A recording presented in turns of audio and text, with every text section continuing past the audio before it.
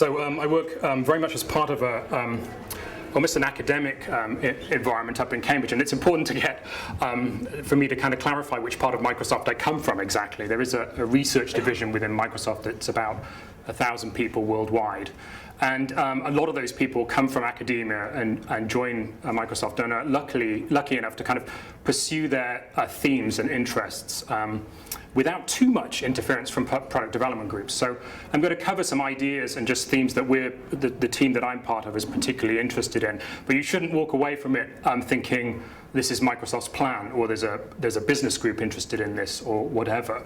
In Cambridge, we're left a little bit to ourselves, and so we take the opportunity to pass things over to Seattle when we can. But a lot of these ideas are very much our own at the moment.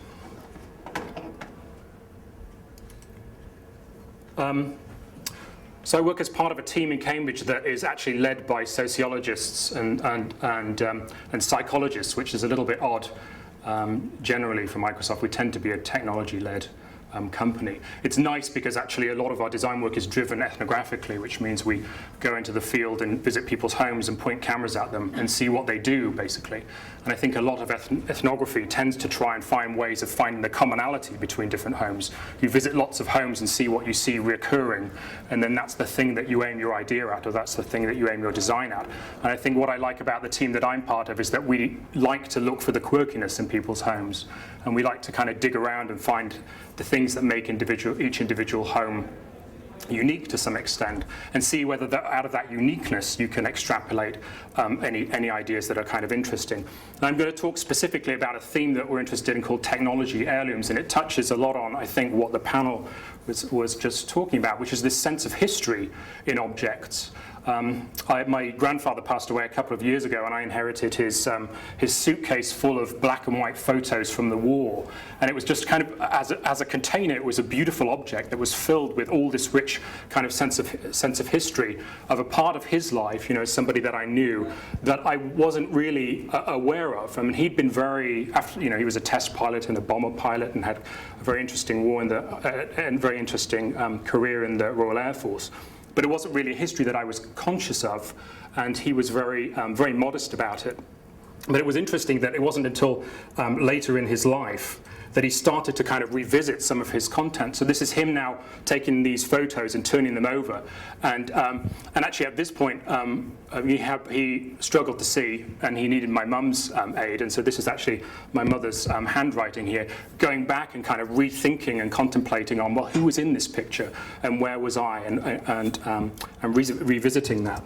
So there's a sense of kind of like the objectness of this photo. I mean, it's a beautiful item, and as an item, it stands in a particular period of history. The photo has these aesthetic qualities that are about the period during which it was taken, and the content itself has these period things as well.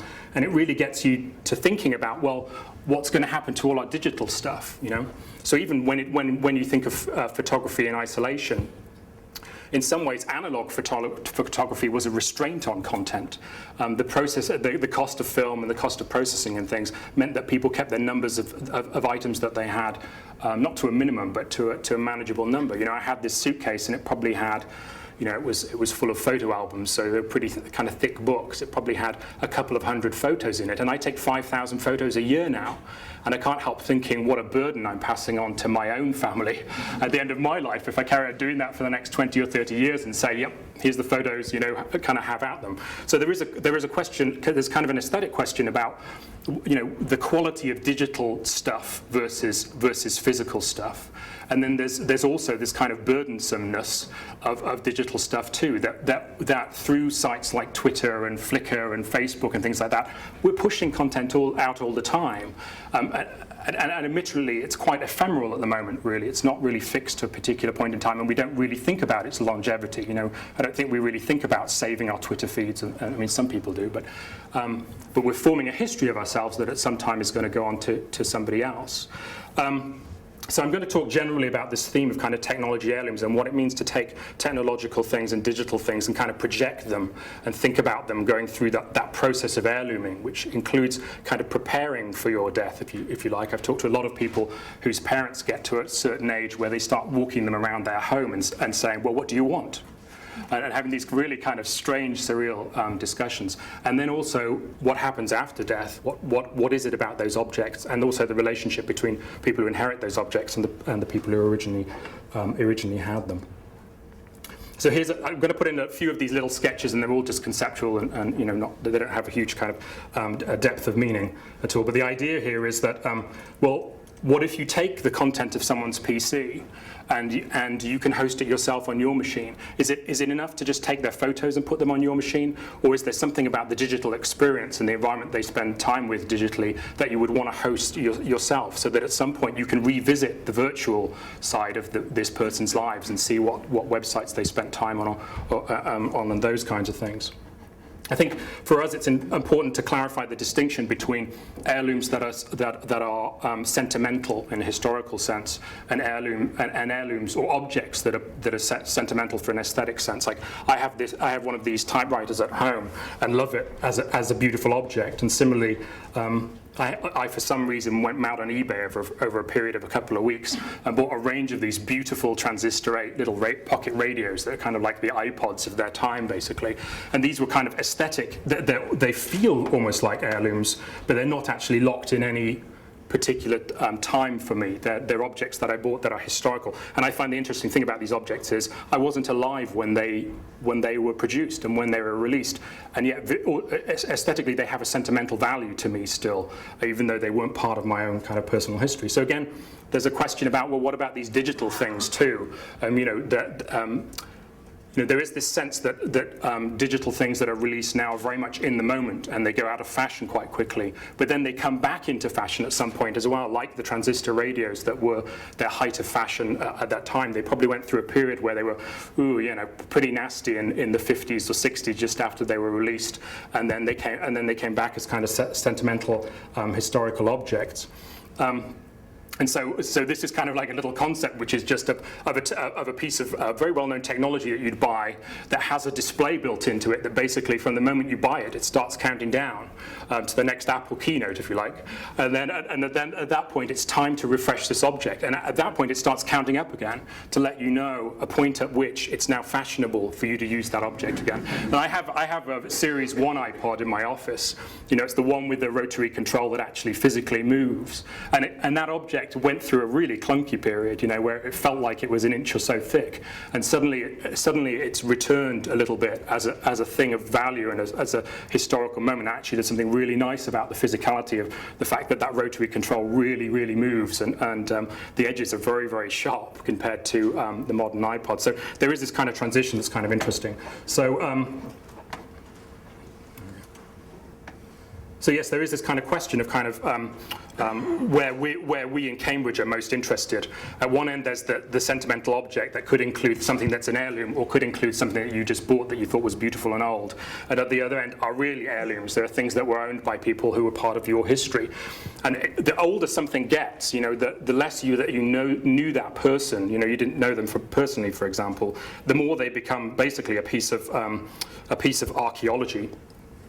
And so there's this idea that I didn't know my great-great-great-grandparents, and so the objects that I look at that I know that they once owned, or photos of them, don't have as much personal sentimentality to me, and so I'm more objective about it. And suddenly I'm looking at this for the details that's almost what an archaeologist would look for, about the dates and about what was going on in history at that point, and more the context, if you like, than I do if it's somebody that I knew. Like my grandfather, I want to know what he was feeling, because I knew him as a personality. So we've done a bunch of these, a lot of ethnographic visits, and one of the things we've done is basically gone to people's homes and said, well, get the boxes out of your loft and empty them and tell us about the things that are in them. And it's interesting how subtle it is, the kind of relationships that people have with objects, and also this shot is a little bit about the sense of obligation. We've gone to a lot of people's homes in which we'll find in their boxes that they have a lot of things that belong to somebody who's passed away, but actually they don't really like the object at all. But they feel like there's a sense of obligation to keep this in memory of them. And that's kind of an important theme, is that this object has become an heirloom. It's no longer something they can part with unless they do it with a tremendous sense of guilt. They don't actually like it, so it goes in a box in the loft upstairs, because at least they've kept it, and at least they'll pull it out once ever so often in memory of this person. So in this case, this was a couple who'd adopted this boy, Ryan, and they had a box in the loft that was a combination of objects that he'd had with them as a baby, but also the objects that he'd arrived with when they'd adopted him. And so they felt an obligation to keep these objects that actually were given to him by his birth mother. And that was interesting, because who knows what Ryan will do with them at the point where they fulfilled their obligation and they pass them on to somebody else. And so I think that services like FreeCycle, if you know FreeCycle, it's basically a way of quickly getting, well, people respond pretty quickly, getting rid of your stuff for free. You send an email to FreeCycle and you say, I've got a couple of seats, they're a bit tatty, but they're not too bad. And then you get email back that says, I'll take them, and somebody drives to your house and picks them up. And I kind of use them quite heavily. But FreeCycle is an interesting service because there's no money that passes hands. And so to a certain extent, it feels like it's a service that allows you to alleviate some of your sense of guilt and some of your sense of obligation, because you feel like, well, this must be going to quite a good home, because this person, this person has gone to the trouble of picking it up and taking this object from me, and I haven't had any of the dirtiness of money changing hands. So here again is another kind of odd idea. The idea being that people, when they visit your home, can express an interest in things that in the future you might think of getting rid of, and that they'd adopt on your behalf. So here's this vase, and this person's received a little email or letter from their friend saying, well, if you ever think of getting rid of this vase, I'd be very interested. I'd give it a good home. This was another kind of interesting thing to come across. This is a guy who, one of his most treasured heirlooms is this gear, and it's from his first motorbike, and his first motorbike basically exploded and he had a crash on it, and he blames this gear, and as you can see, the teeth are kind of very, very worn away. So there is this question about, as a designer, whether you can even design for heirloomness or for this kind of sense of sentimentality, because some of these objects that people get really attached to aren't for an aesthetic value at all. They're purely because they're associated with a certain age. We wouldn't have expected to go into somebody's home and for them to say, well, actually, this gear, this knackered old gear, is really important to me. Similarly, there are different kinds of heirlooms. There's heirlooms that you keep and put on display. There are heirlooms you stick in boxes in the roof, and there are heirlooms that you carry on using. And so this ladle belonged to the I think great aunt of this lady that we visited, and she still hangs it on her oven and she uses it every day, but every time she uses it, it reminds her of memories she has of her great aunt in the kitchen.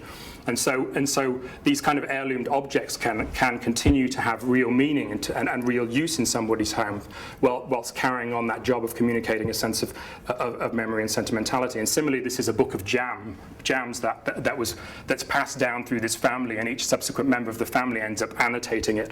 And so I think this annotation is kind of about how incorrect this quantity of jam is, and how the recipe is actually a little bit messed up.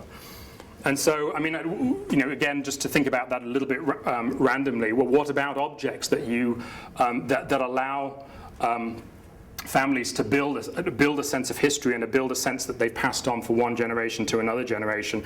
And so we had this idea of objects that you could basically scribe into, almost like it was a classroom desk where you were leaving your name and your date and things, and kind of stating that your time was there. And these would still be technological objects, but over time they get a patina of kind of history of who owned them.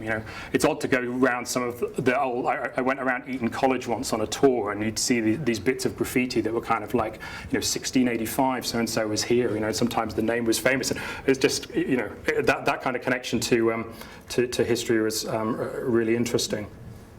So another thing we thought a little bit about is collections of things, because quite often people spend a lot of time in their lives collecting a set of objects, and actually the process at the end of their lives of those objects going on to family members can be a really difficult one. So typically somebody will pass away, and then the children will get the job of coming to this house and deciding, well, who gets what, and where do things go, and what should we do about the house, and should we put it on the market? And these tremendously difficult questions. And so these things that people might have spent a long time collecting and kind of treasuring often get split up amongst family members. And so their goal of being a set of things that as a set are beautiful then kind of diminishes.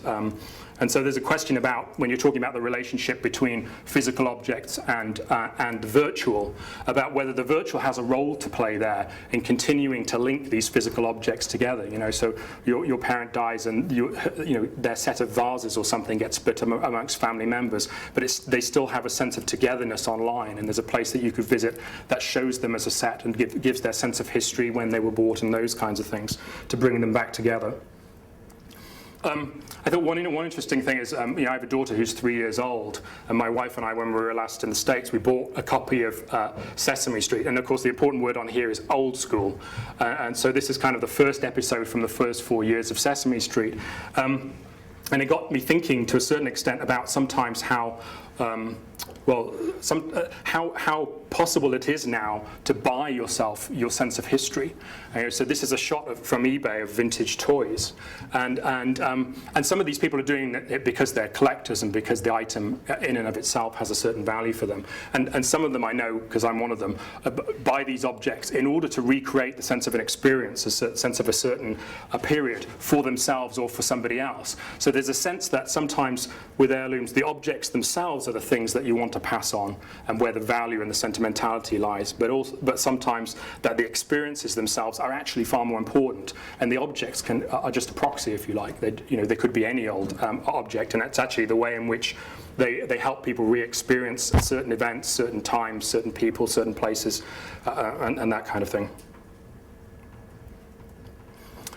And a good example here is place. This is from a Flickr set that I found of a workshop. I think it was called Grandpap's Workshop or something like that. And it was basically this person whose grandfather had passed away. And here was a space that they really associated their grandfather with, that he'd spent an awful lot of time in. And so it's almost like the experience of the place itself that matters. But again, there's that obligation after the end of a life to do something with that space, to have it, whether that's sell it or use it from some other purpose, which comes with a lot of sense of guilt and those kinds of things. So we've been playing. You might have seen used recently in the inauguration of Obama. I think CNN made a large deal out of it. But this is called photosynth, and basically what photosynth allows you to do is take a set of photos of a space. And then photosynth itself takes the job of overlapping those things and takes what are 2D objects and makes kind of very, very three-dimensional experiences out of them. So this is just a photosynth that somebody created out of 100 shots. The idea here is to use technologies like this to capture a sense of place. So you take lots of photos, and as you pointing in lots of different directions, and you really start to get a sense of capturing that place. You don't get the smells, you don't get the sounds, you don't get some of those elements, but these kinds of technologies allow you to drill in quite deeply into different spaces. So that idea of kind of using software as a way to capture a sense of place in a rich way that helps alleviate that sense of guilt. Is interesting. And similarly, this is another project that we've done out of Cambridge, which is called SenseCam, and it's basically a camera that you wear almost in your own perspective with a wireless, with a wide-angled lens, and it takes a shot every 30 seconds. And back to that, and I think it's interesting because this idea of kind of what we call life logging, which is a scary notion in of itself, is a little bit abstract. But you start to see some of that online. A lot of the things I read on Twitter, you're kind of like, why did somebody feel the need to express that moment in time and really kind of make a statement about it? There's the banal, from the banal to the kind of like highly personal. So these activities of kind of like logging your life on an ongoing basis, trying to write a blog a day, trying to put a Flickr photo up on Flickr once a day, try to tweet regularly, and those kinds of things, again, are something that somebody is going to have to deal with at some point if they want to retain them and retain a sense of you once you've passed away. So this is an example video. Hopefully the audio will run. Yeah. Can you hear the audio from there? I think it's just coming through the mic. So this is somebody who we deployed SenseCam with for a while, and he basically put together this kind of summary of some of the sets of photos and things that it had captured. And what I think is really interesting about it is that it really is a balance between the banal and the meaningful. That you have these moments where he's just kind of driving along in the car. You know, quite a lot of people that we deploy SenseCam with take the camera off and point it at themselves to get a sense of context and things. And then you have kids playing, you have them flying a kite, and these kinds of things that you can imagine are moments that are maybe more important or more treasured, or at least for them. But this is a camera that takes a shot every 30 seconds. I mean, I don't know the mathematics of exactly how many shots that is a day if you did it, non-stop. I like this. They tie the SenseCam onto the kite and kind of send it up, and then you get this sense of time. You know, they just stick it in a window, and then you get a sense of light and space and clouds and motion and things like that. So I think it's kind of an interesting activity, and as I say, it's an activity that to some extent feels like it's already going on online. But somebody else is going to have to deal with all of this content once you've passed away.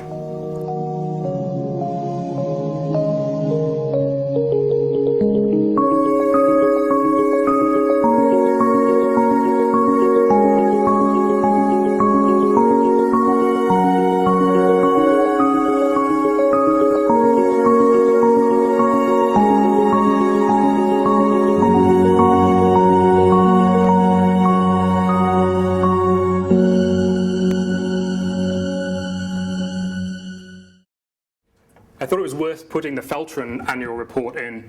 If you don't know this is a guy who every year does an annual report on himself and delivers these kind of meticulous statistics about how long he spent in a plane. And I think this was, I can't remember half of these things. Most frequent lunch spot was Olives. 25.5 burgers, 67 slices of pizza. You know, this kind of like this is life logging taken to the nth degree. But there is this sense that capturing a lot of this data is becoming easier and easier. But again, in the future, that probably means that your whoever follows you has got a lot more content to kind of deal with. There's another interesting site which is My Wonderful Life, and this is a site that basically allows you to prepare for your funeral. And this is another interesting thing that I think you hit a lot in this space, is the sense that you're no longer in control once you pass away, which is a very obvious thing to say, but a lot of people are fighting for a sense of having the representation of themselves that they wish to have after they've passed away, rather than a third-hand representation even from close family members. So this is kind of interesting service that theoretically is supposed to give you some of that sense of control and allow you to dictate the terms of your funeral and the way in which things happen at the end of your life.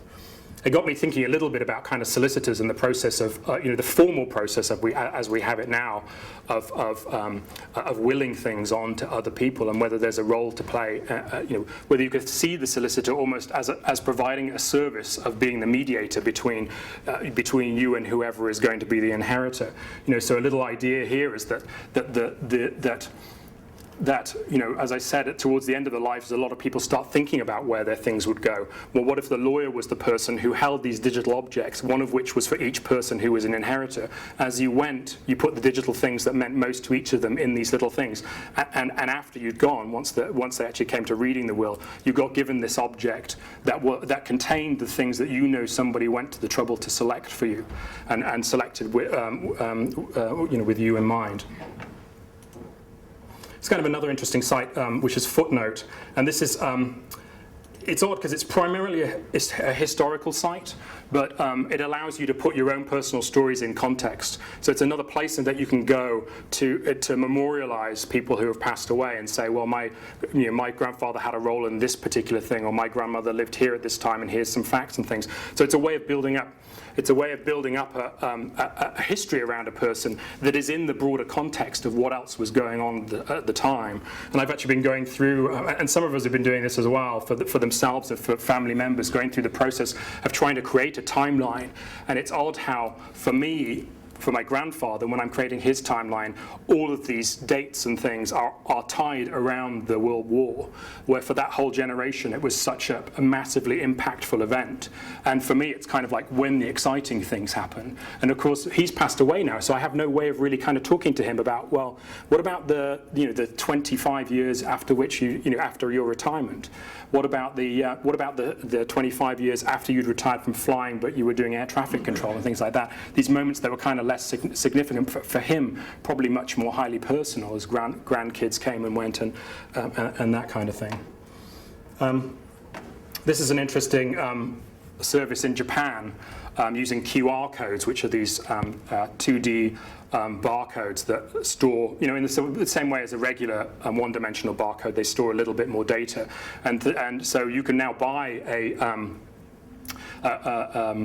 monument to somebody who's died with a QR code on it that ties it back to media online and the story of this person beforehand. And again, that story, because this is tied to a monument, the person who made this decision to buy this thing is not the person who passed away. And so the story that they've chosen to tell online is not necessarily the one that they themselves would have told about themselves. It's one that's kind of already editorialized and filtered through a particular lens. One interesting thing about this monument is it has locked doors in all of the pictures. So you actually close these little doors over the QR code and you lock them. And I have no idea whether that means, just the family members have access to the key, or just that when you come to this place, you have to go and ask for the key from the person who runs it. Partially, I wanted to stick this in because you don't often have a slide that says death in it.